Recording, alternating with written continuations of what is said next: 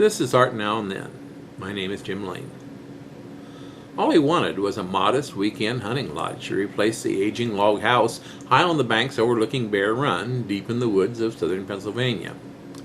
What he got was an artistic masterpiece, as much sculpture as architecture. A house so perfectly in tune with its woodland environment, it was being featured on magazine covers even before construction was completed. His name was Edgar Kaufman, the president of Pittsburgh's Kaufman Department Store. It was land that had been in the family for more than a generation, and the site, with its massive boulders, flowing stream, and picturesque waterfall, had been used for company picnics even before that. Kaufman's intellectual son, Edgar Jr., was toying with the idea of becoming an architect. He was studying as an intern with a noted Wisconsin architect, and it was through his son that Edgar Kaufman met the illustrious and eccentric Frank Lloyd Wright. The year was 1934, amid the coldest, hardest days of the Depression and the cold bluster of mid-December, when Kaufman took Wright to the Bear Run site. The barren splendor of the stream and its icy falls made a lasting impression upon the sometimes cantankerous genius. It stayed with him as the image of the structure he would build there took shape in his mind. Moreover, that's where it stayed for almost a year.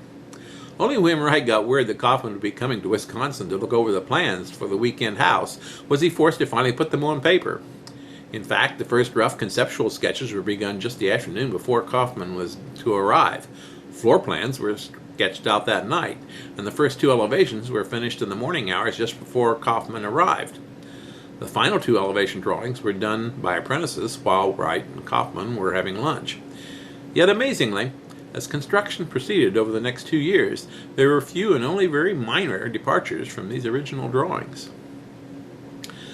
The house Wright called Falling Water. It was not at all what Kaufman had in mind. He'd initially expected a structure downstream from the falls where he might view their cascading beauty. He confided to Wright afterwards, "When I asked you to build me a house by the falls, I didn't know you were going to build it on top of the damn thing." It is indeed. Made of a cantilever-reinforced concrete, jutting out from a massive boulder and rock ledges, its stone quarried on the site, its horizontal lines and balconies perfectly mirroring those of the stratified rock that created the falling water, which had so impressed Wright that cold December day in 1934.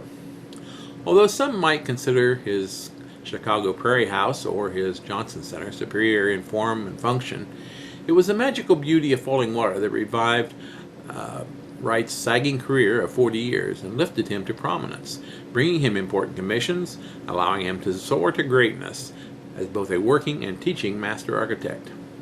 His Taliesin Fellowship has now spawned 2 generations of followers.